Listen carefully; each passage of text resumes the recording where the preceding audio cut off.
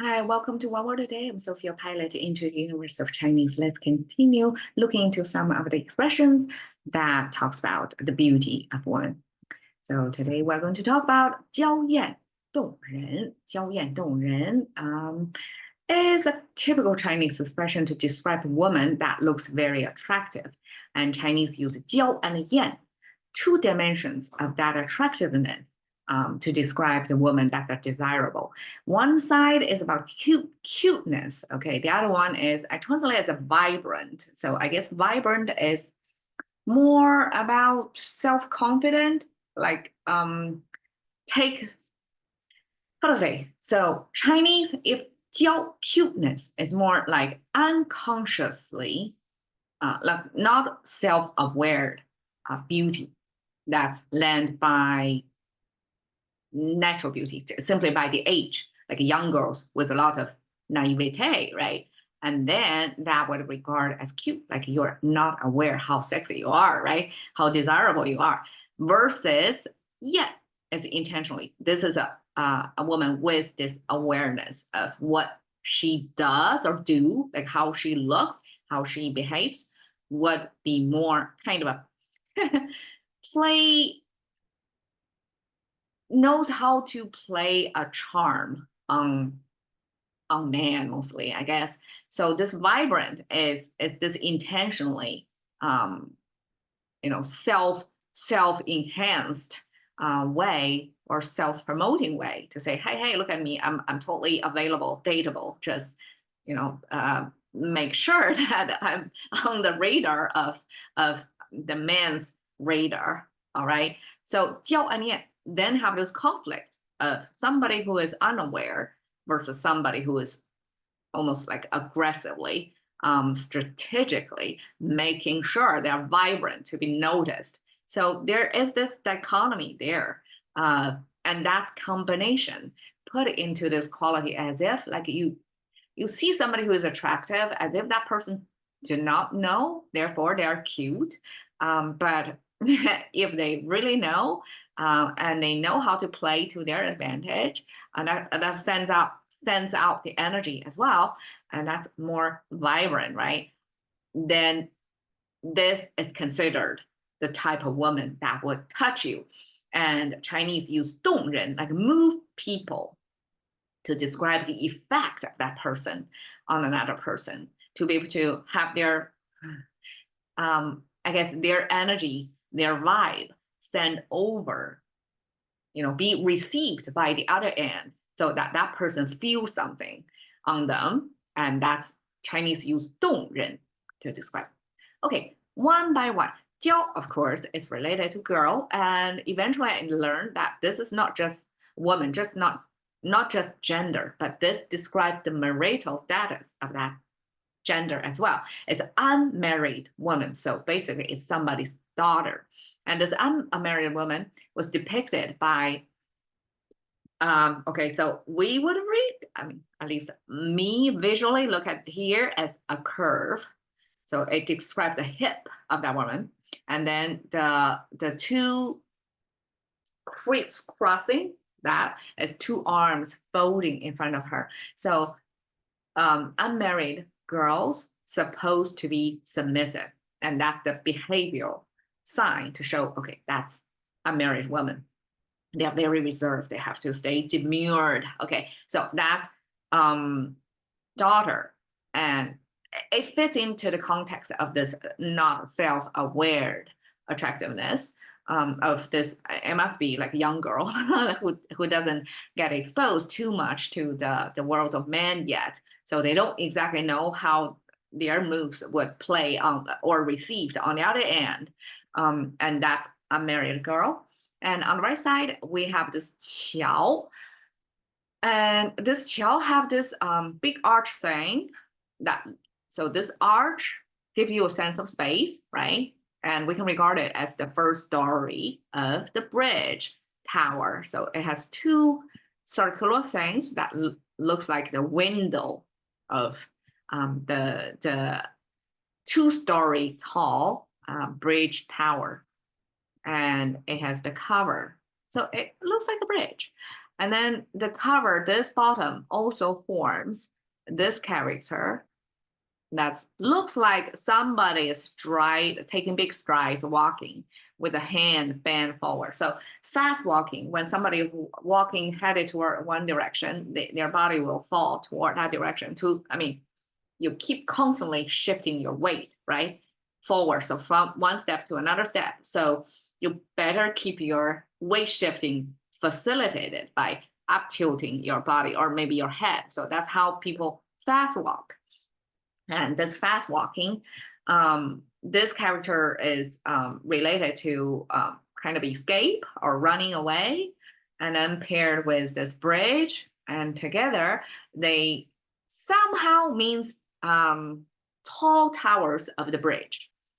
And I don't exactly know how that fast walking person sign fit in there. And this forward looking icon also paired in other characters to create the image of attractive person.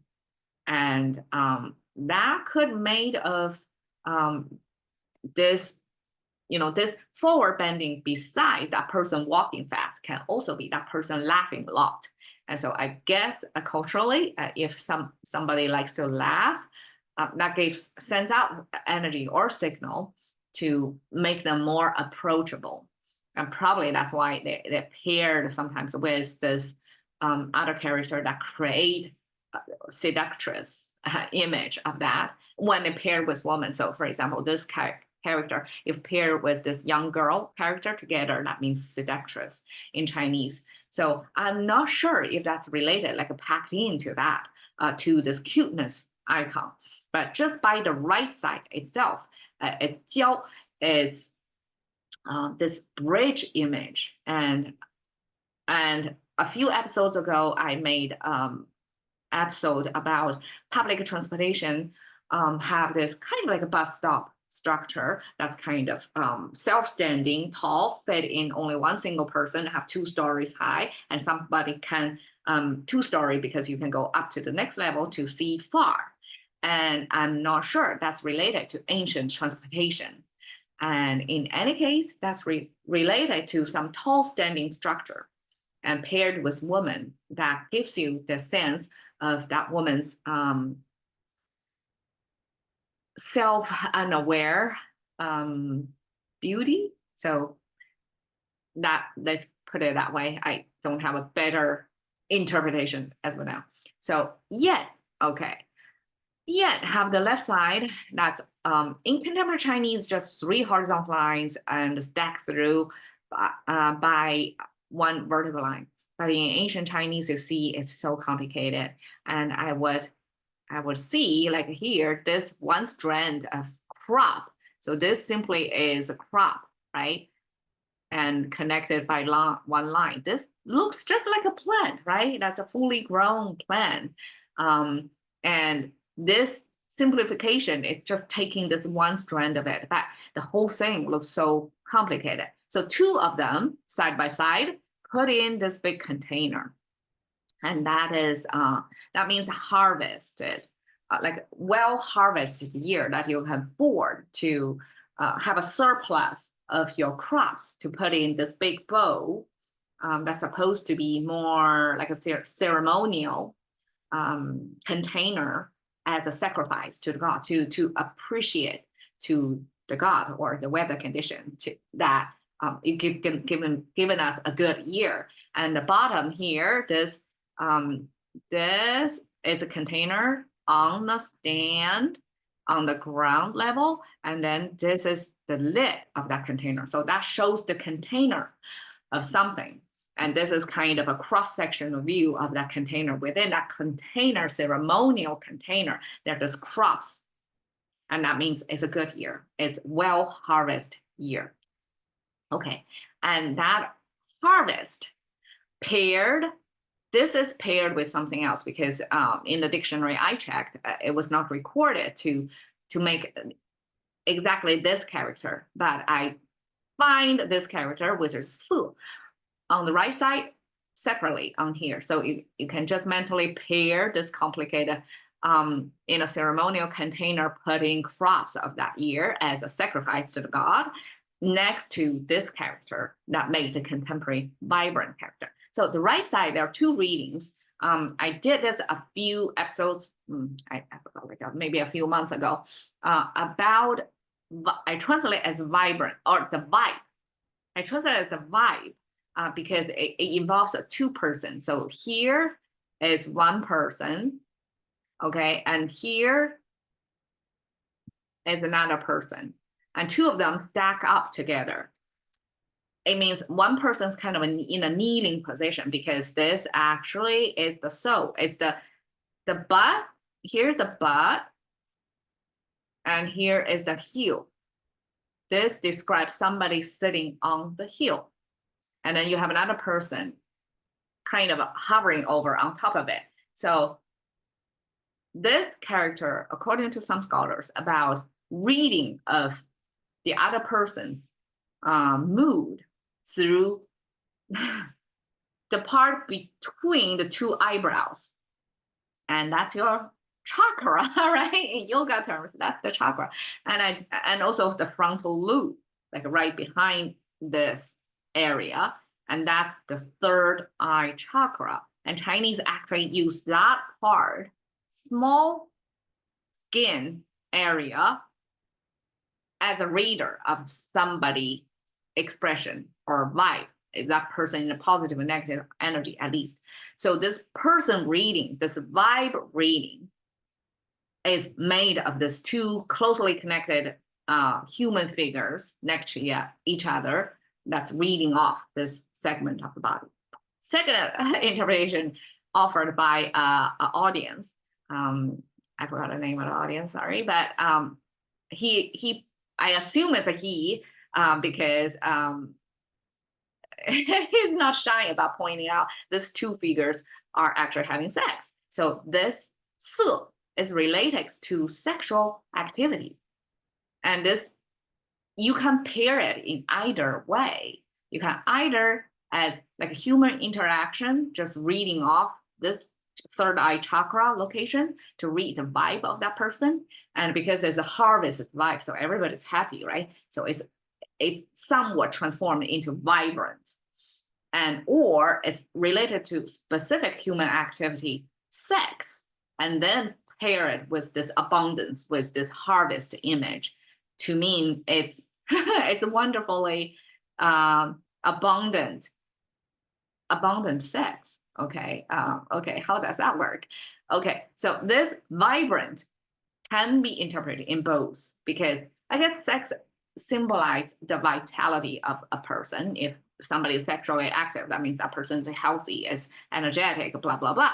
And that's an indicator of how vibrant that person is. And also in this context of, you know, we're actually talking about the sex appeal of that person. So either this jiao as unaware sex appeal, or yan as intentionally, like aware sex appeal.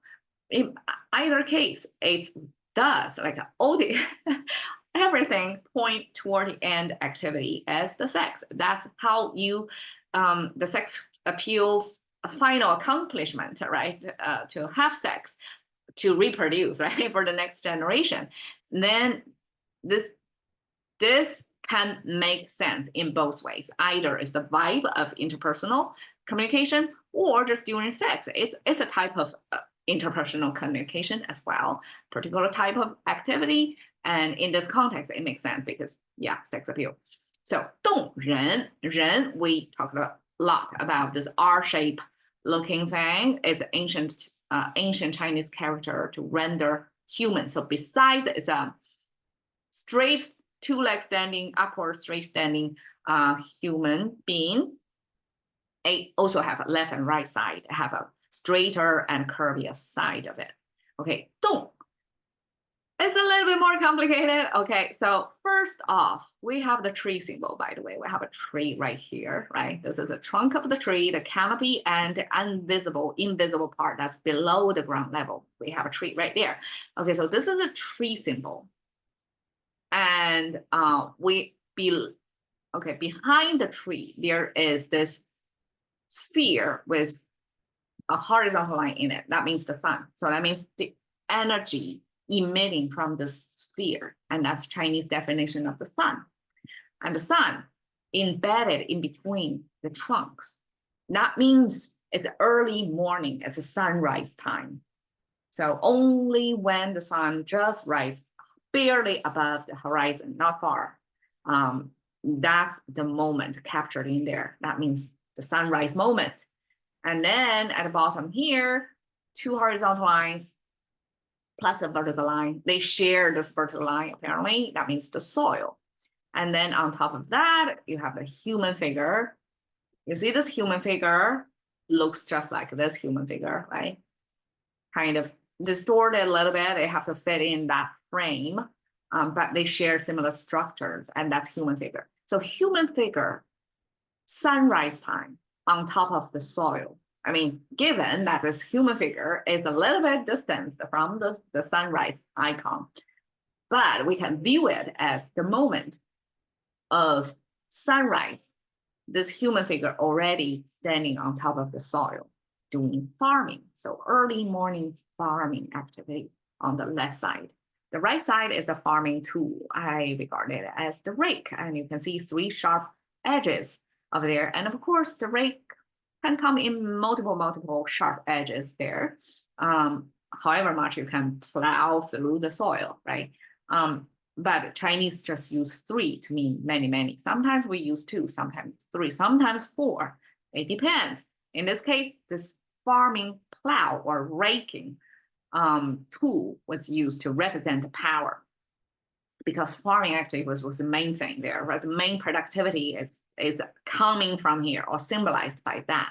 So this early morning farming plus the farming tool, that means people start to move. That's the moment when the day's work started. Like you're expected to stand on top of that soil, start to do farming using that tool. I mean, may or may not, already by the sunrise. So that's move. So 动人, here there is this amazing corresponding effect of move people.